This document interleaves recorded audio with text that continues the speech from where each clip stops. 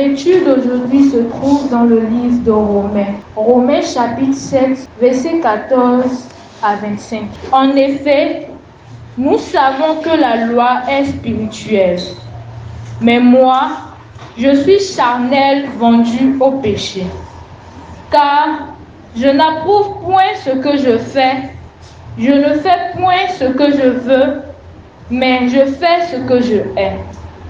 Or, si je fais ce que je ne veux pas, je reconnais par là que la loi est bonne. Et maintenant, ce n'est plus moi qui le fais, mais c'est le péché qui habite en moi.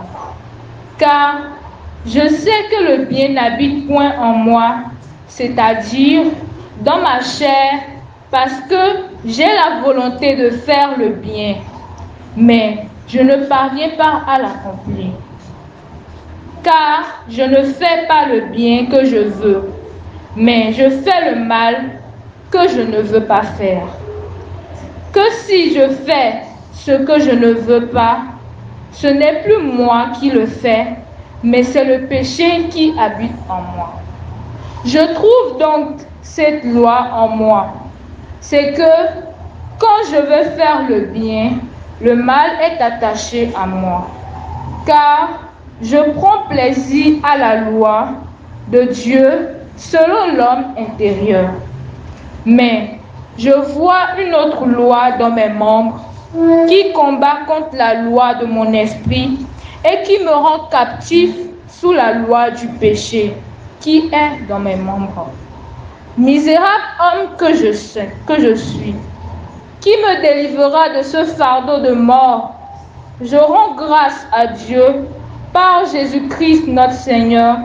Je suis donc assujetti moi-même par l'Esprit à la loi de Dieu, mais par la chair à la loi du péché. Parole du Seigneur. Merci Seigneur. Merci pour les vies qui sont présentes ici.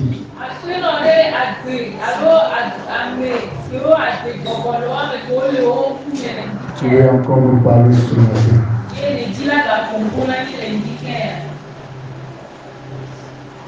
Bien-aimés dans le Seigneur, on nous a lu un passage ce matin.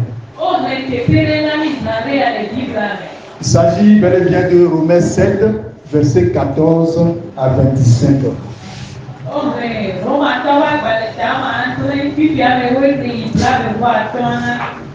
Nous étions dans le même passage le dimanche dernier.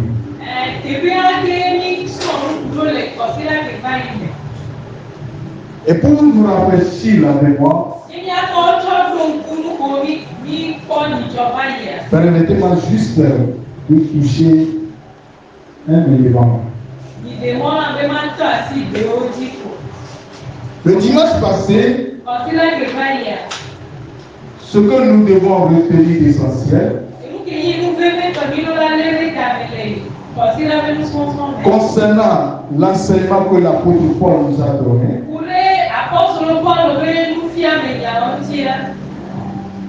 c'est que l'apôtre Paul veut que nous comprenions que par nos propres forces, nos propres performances, nous ne pouvons pas réussir dans la marche avec Dieu.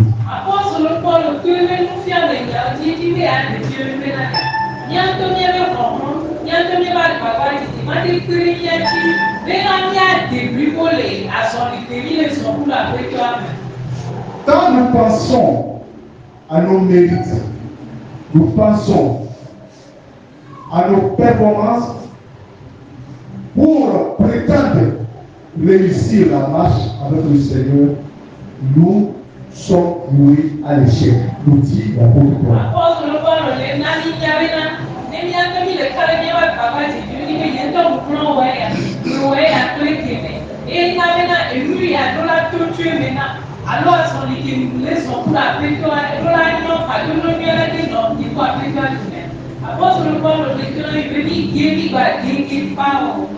C'est de cela qu'il est question dans le passage que nous avons lu ce matin.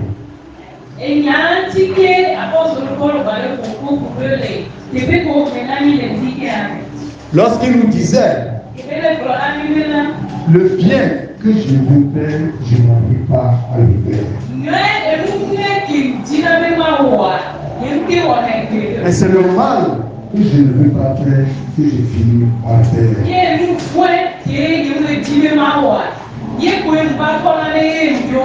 Et pour comprimer son explication, son enseignement,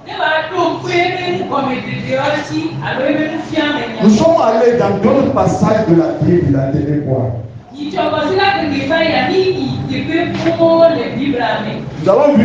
Nous avons lu dans Philippiens 3.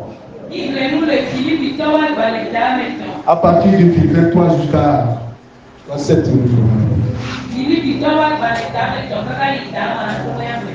Et là, nous avons vu comment l'apôtre Paul nous a fait comprendre clairement que s'il y a quelqu'un qui doit se pointer de sa condition, de ses mérites, de ses performances, il le peut plus que tout le monde.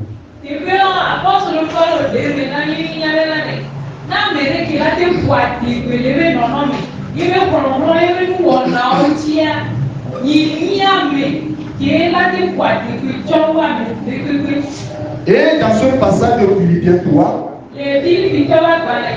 l'apôtre nous a montré ses mérites, ses conditions, ce qu'il aime, ce qu'il fait, son zèle.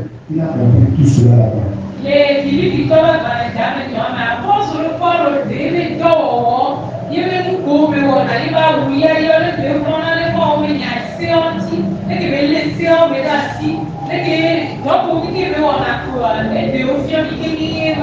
Et il nous dit dans sa conclusion,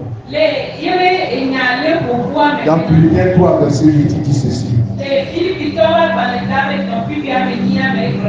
je considère même tout comme une perte à cause du bien suprême qu'est la connaissance de Jésus-Christ, mon Seigneur.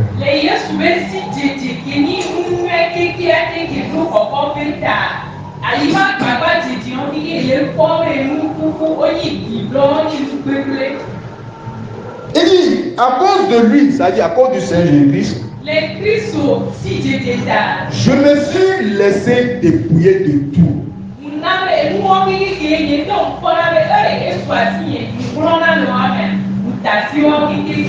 Et je considère tout cela comme des détritus, quoi, des désordres, quoi. Des ordures.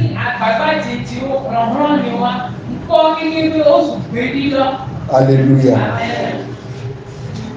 Je me suis dépouillé afin de gagner Christ.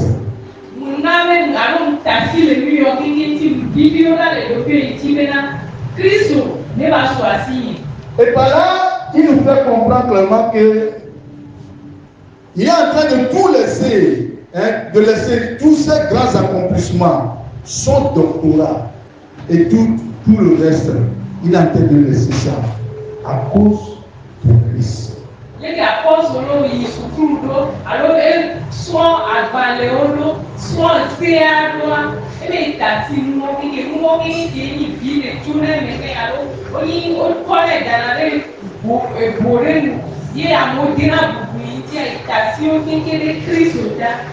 dit, je considère tout cela comme des ordures.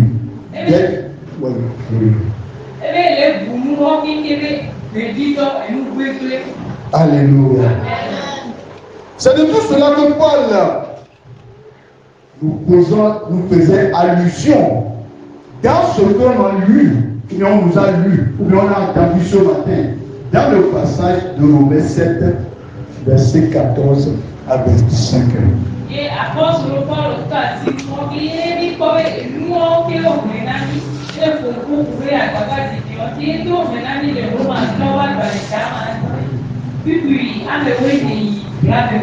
ce qui est dit dans le passage de Romains 7.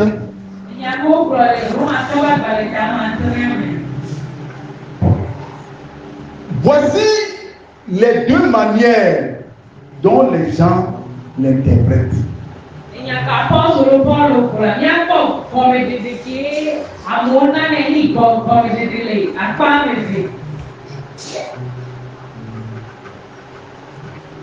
La première interprétation, il y a des gens qui pensent que ce qui a été dit dans Romains 7 que nous avons lu ce matin, ça ne pouvait pas être l'apôtre Paul, l'homme qui a écrit presque la moitié du Nouveau Testament, qui est en train de parler là-bas.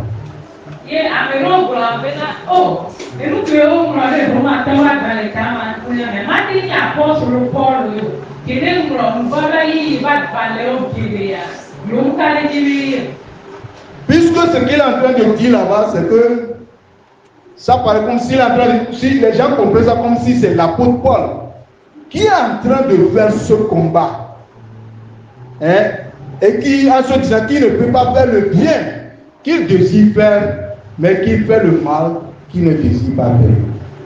Et à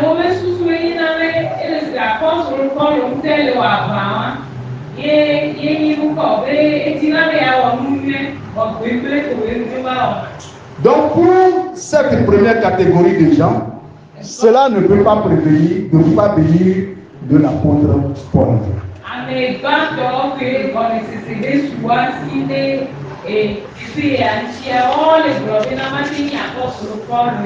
Donc selon ceux qui pensent ceci ou qui ont cette position-là, Paul serait en train de faire référence peut-être à la période d'avant sa nouvelle naissance, si c'est lui qui a écrit cela.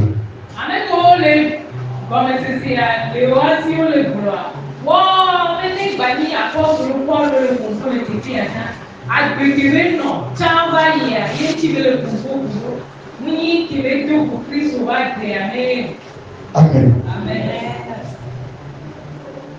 C'est ça la première interprétation que les gens donnent.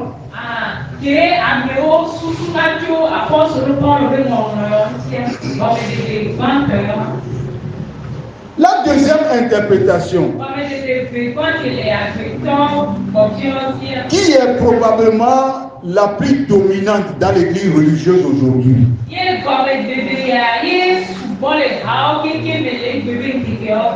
c'est que ce passage de Romains 7, comme vous avez lu, décrit la vie normale du chrétien.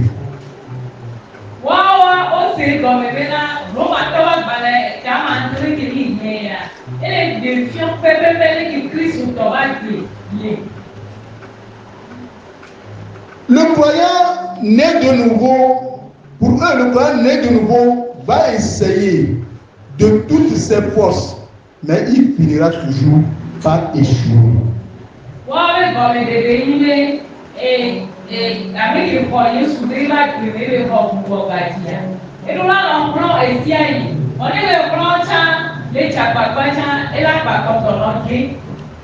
Il ne pourra jamais obtenir la victoire. Le bien qu'il veut faire, il ne peut pas le faire.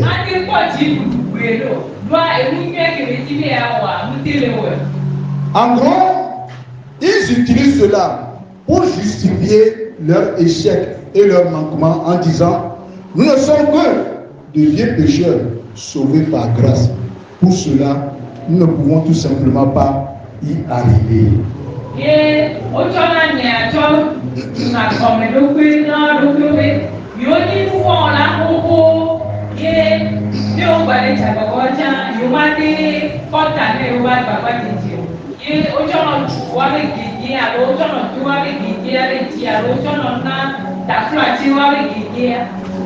Mais moi je pense ceci.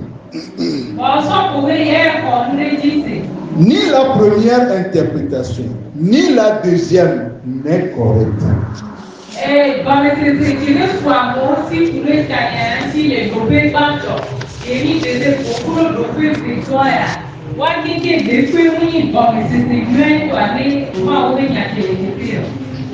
Voici ce que moi je pense par rapport à ce sujet.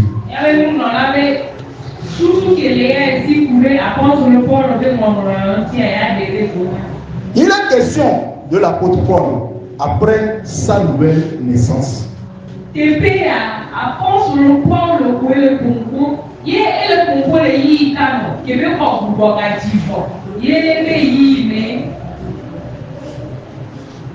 question de l'apôtre Paul quand s'il se contentait de vivre avec ses propres forces lorsqu'il est déjà né de nouveau.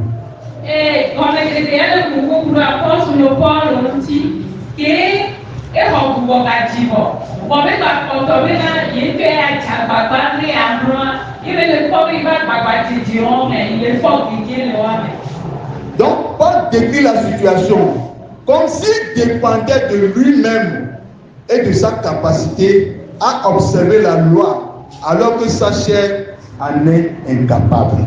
Et apôtre Paul le déménage le type avec et par contre les chakabas les chila il est à papa tu la dina il a dit au moins oui dans le il est chila les gris monnaie et par contre les tu de navi les jibi à au il va on a gris. Alléluia. Donc comprenez que il est né de nouveau. C'est dans cette condition-là qu'il parle de ceci. Mais il dit, si je me contentais de servir Christ, de vouloir observer la loi plutôt, par mes propres forces, j'échouerai. Apôtre Paul le dit comme il dit, mais il n'a dit pas le mot avec les dates à porter il faut pouvoir gagner. Bon, il va tout, il va papa du Dieu, il va tout, il va prendre, mais il y a chose son pour le mal, il est pas bien aimé. Pourquoi cela? Et pour nous, il y a des amis, les gars, les tâches, parce que sa chair en est incapable. Donc cela ne décrit pas sa vie avant sa nouvelle naissance. Mais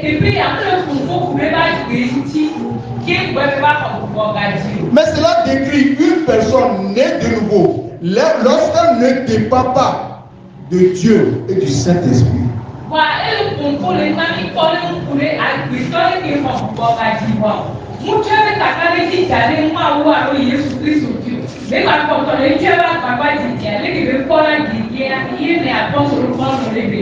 Cela décrit une personne lorsqu'elle essaie de vivre par Dieu, de vivre pour Dieu par la loi, sous la base de ses performances, afin d'essayer de mériter la faveur de Dieu.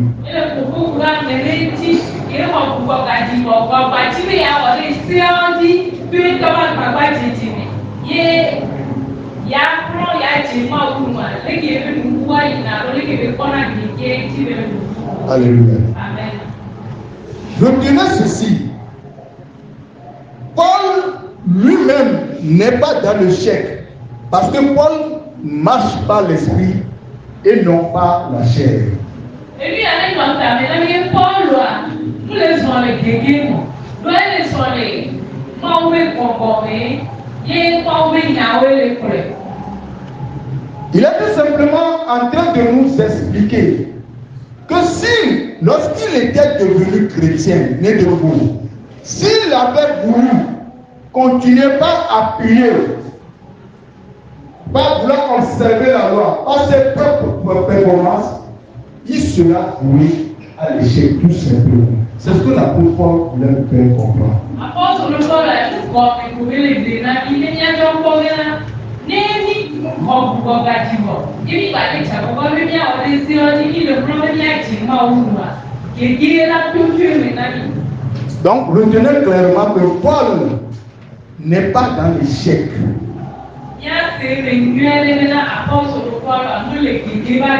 C'est pour cela que quand vous allez dans Galates 5 verset 16, la Paul nous dit ceci. Marcher par l'esprit et vous n'accomplirez pas les désirs de votre nature propre. Ils sont les Bokolans. Et la Namena, Niameti, la Métitiwa, Mimama, Obewa, Kibabani, Kidenani. Alléluia. Amen. Quand nous allons aborder le chapitre de Romains 8, vous verrez que l'esprit est un sujet prédominant dans ce chapitre-là.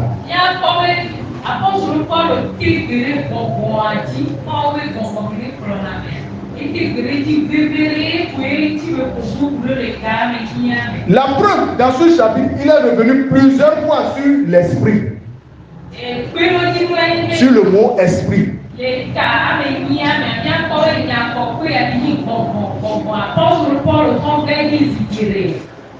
Mais dans le chapitre 7 dans lequel nous sommes présentement, si vous remarquez bien, vous observez bien le texte, le mot esprit n'a été utilisé qu'une seule fois dans tout le chapitre 7.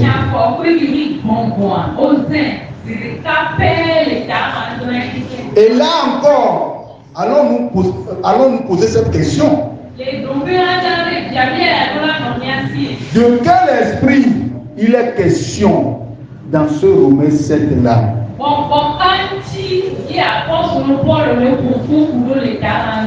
L'esprit, le mot esprit qui est utilisé là-bas, il n'est pas question du Saint-Esprit, mais d'une disposition intellectuelle.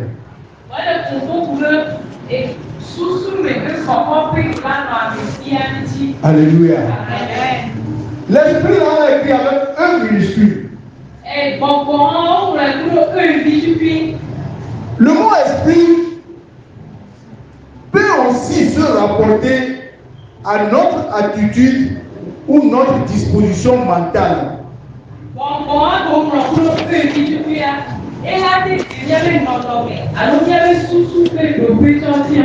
Alléluia. Amen. Comme par exemple, si vous dites, ils ont un bon esprit dans cette école.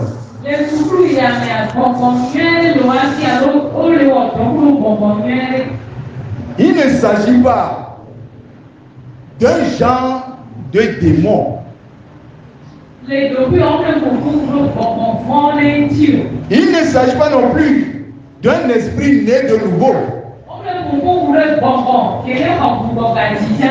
Il est plutôt question d'une disposition, d'un comportement.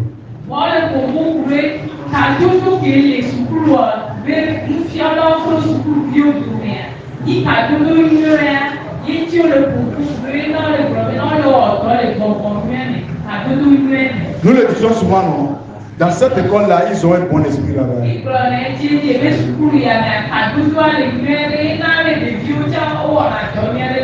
Alléluia. Donc il est question d'une bonne discussion intellectuelle.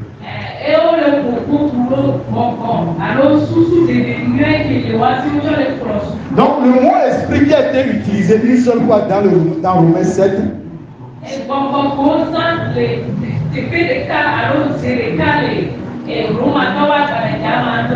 il est question de cet esprit-là, qui est une disposition mentale intellectuelle.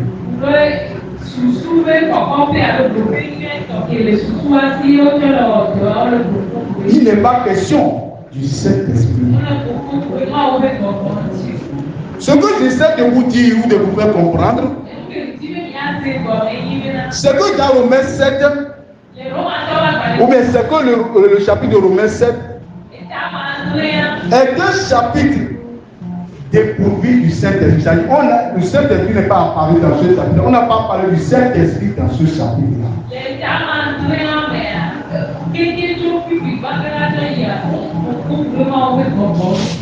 Je voudrais vous amener dans le contexte en faisant tous ces détails-là.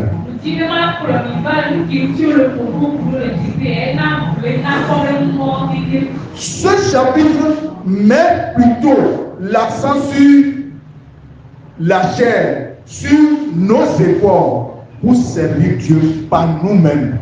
Et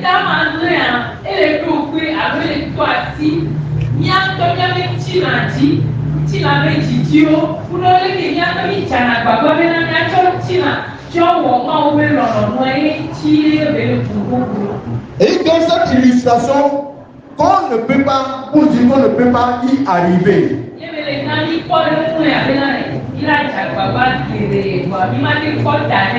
Et qu'on aurait envie de le faire, mais qu'on n'y parviendra pas.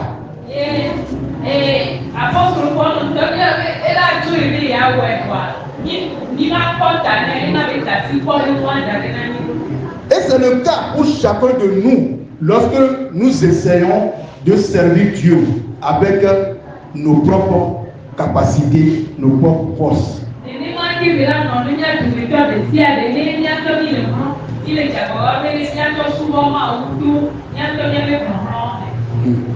Ce n'est pas seulement, bien aimé, ce n'est pas seulement une chose difficile de vivre la vie chrétienne. Ce n'est pas seulement une chose difficile de vivre la vie chrétienne.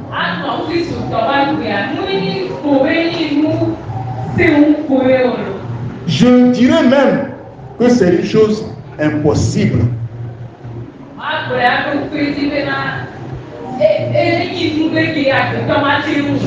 Alléluia. C'est impossible si tu veux le vivre avec tes propres performances.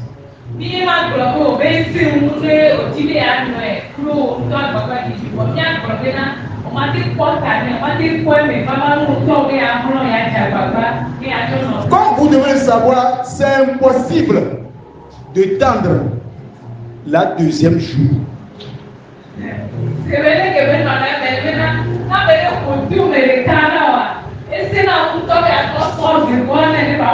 Jésus a dit de lui tendre la seconde joue, n'est-ce pas? Qui peut faire ça?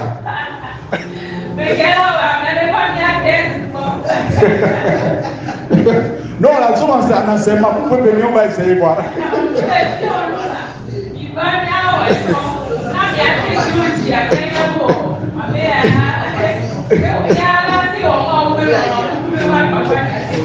Alléluia. C'est pourquoi je disais tantôt qu'il n'est pas que difficile de mener la vie chrétienne, mais il est impossible même si tu veux le faire avec tes propres performances.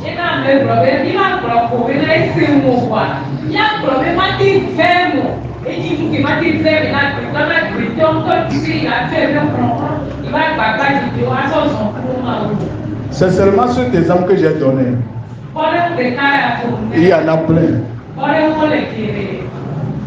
J'ai souvent dit ici. Jésus dit aux gens, vous avez appris. Aimez vos prochains. Haïssez vos ennemis. Mais moi je vous dis, priez pour vos ennemis. Priez pour vos persécuteurs. C'est facile à faire. Est-ce qu'on peut le faire sans s'appuyer sur Jésus-Christ? Sans s'appuyer sur sa parole. La vie chrétienne n'est pas facile, même impossible à vivre. Elle est impossible à vivre si nous voulons la vivre avec nos propres capacités.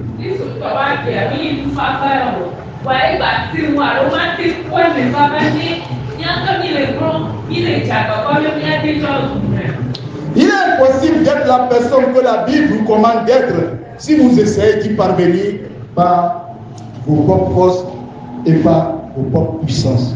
Alors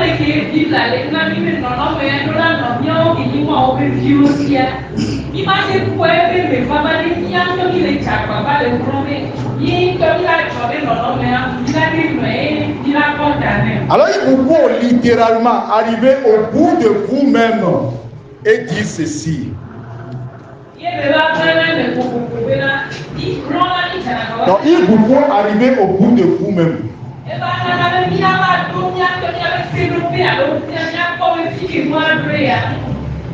Et dire à Dieu, je ne peux pas arriver. Alors Dieu, je te demande de m'aider. Et ensuite, vous lui permettez de vivre au travers de vous.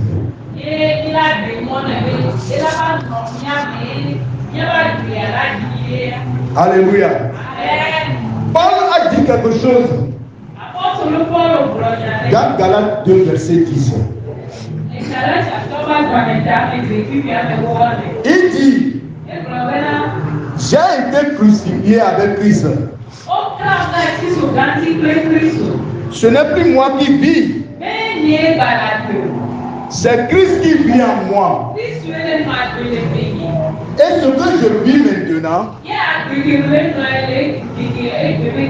ce que je vis maintenant, dans mon corps, je le vis dans la foi au Fils de Dieu, qui m'a aimé et qui s'est donné lui-même pour moi. Alléluia. Amen. Le but pour le but. Mais gagner et nier la paix. Jésus la paix. Mais gagner et nier la paix. Jésus la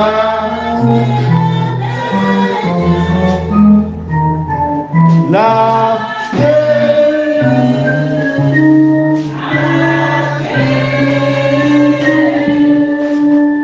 Yes, la paix. Mais gagner et la paix. Jésus la paix. Mais gagner la paix. Jésus la paix. Ah ouais, gagner la paix. Jésus la paix. Ah oh, la paix. Yes,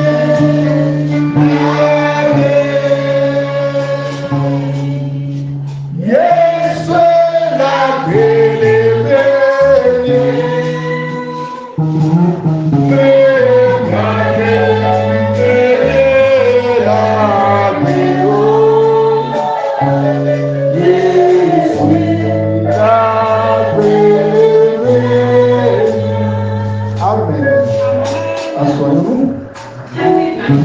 Acclamons le Seigneur.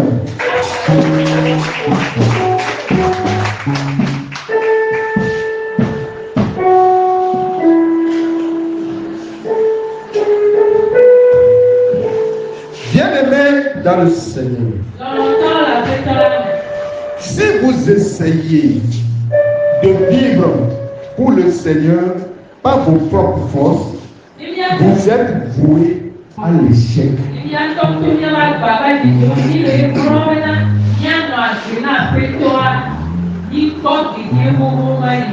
Vous devez capituler et dire à Dieu, Dieu, je ne peux pas y arriver seul. Aie pitié de moi et viens à mon secours. Viens au secours de mon incapacité.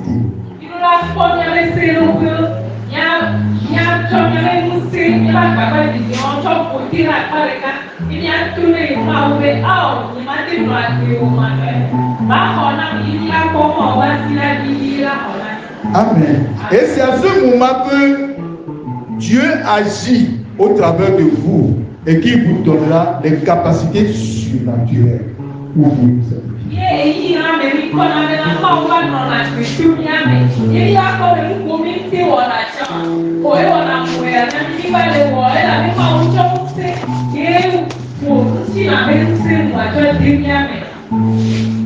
Et c'est à ce moment où quand les gens vous voient dire, ils sont étonnés de votre changement.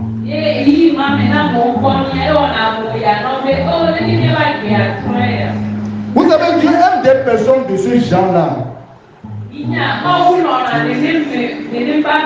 C'est-à-dire ceux qui se confient à Dieu, qui demandent la capacité surnaturelle de Dieu pour pouvoir vivre sans Dieu.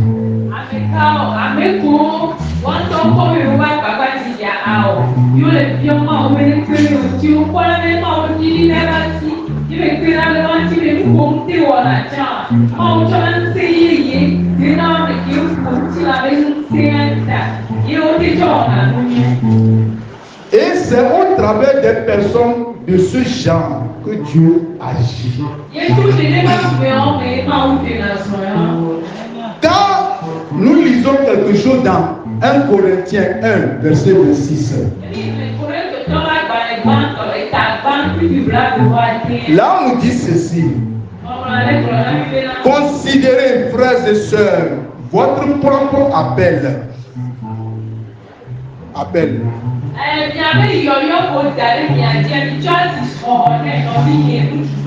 Il n'y a parmi vous ni beaucoup de sages selon les critères humains, ni beaucoup de puissants, ni beaucoup de nobles.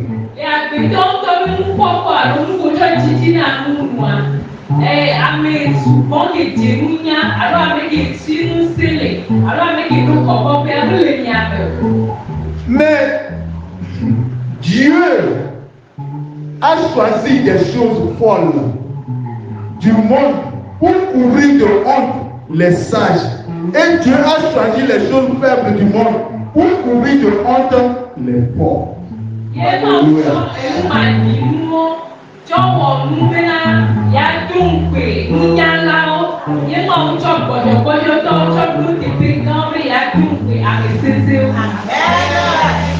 Regardez les apôtres qui sont choisis.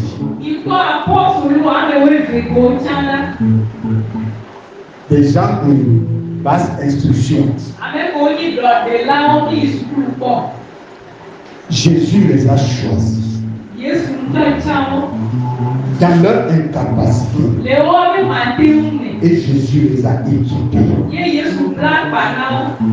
Et quand Paul arrive quelque part, voici ce que le témoigne que les gens ont rendu de lui. Ces gens-là qui ont bouleversé le monde sont arrivés aussi chez nous. Alléluia.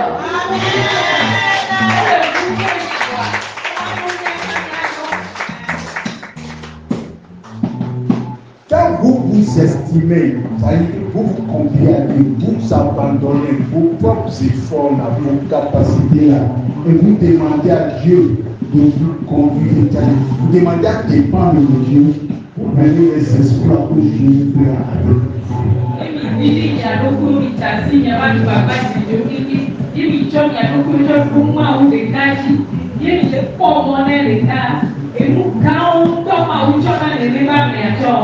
Dieu désire des personnes qui reconnaissent qu'ils ne peuvent pas y arriver seuls.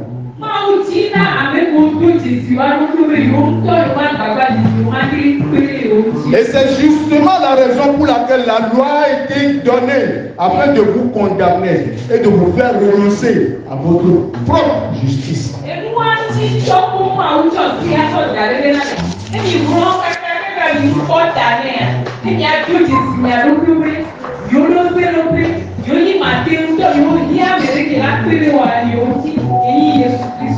Amen. Si tu crois à cela, comme le Seigneur.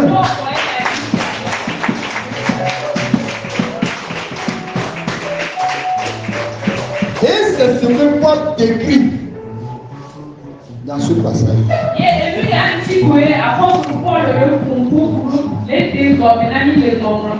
Paul ne décrit pas la manière dont il vit, mais Paul décrit comment seraient les choses s'il ne permettait pas à Dieu de vivre au travers de lui.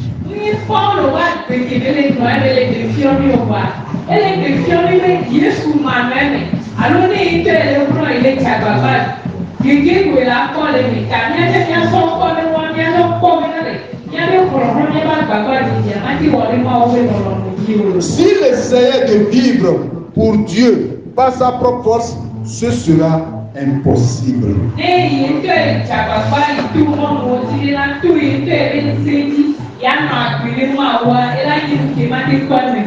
Vous ne pouvez pas vivre par vos propres forces pour Dieu.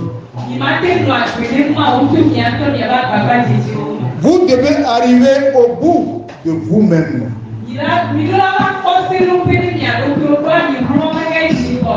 et permettre à Dieu de vivre au travers de vous.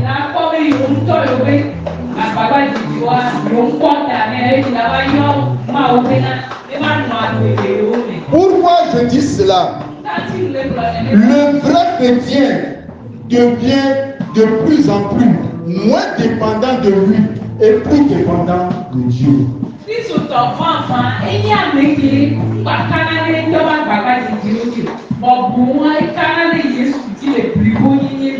Alléluia. Alléluia. Vous mettez de côté. Ou mieux encore, vous vous effacez afin de permettre à Dieu de vivre au travers de vous. C'est ça le vrai péché.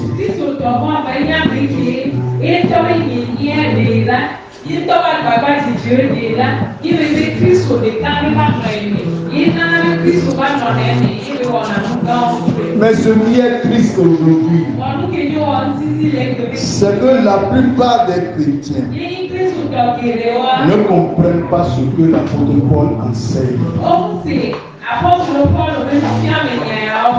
Contrairement à ce que dit Paul, contrairement à ce que enseigne l'apôtre Paul, les chrétiens placent plutôt leur confiance dans leur propre chair, leur propre effort.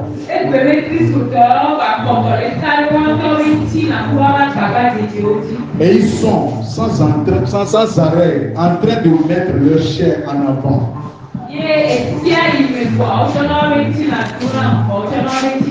Alors qu'ils devaient en réalité se mettre de côté afin de permettre que cela se passe normalement par l'intermédiaire de la capacité que Dieu nous donne lui-même.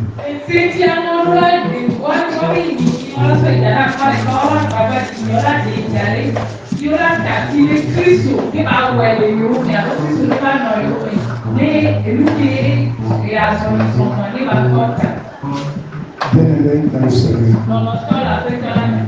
est-ce que Dieu t'a dit quelque chose sur la Est-ce que tu crois que par tes propres capacités, tu peux arriver à servir Dieu? Il a fait souvent avec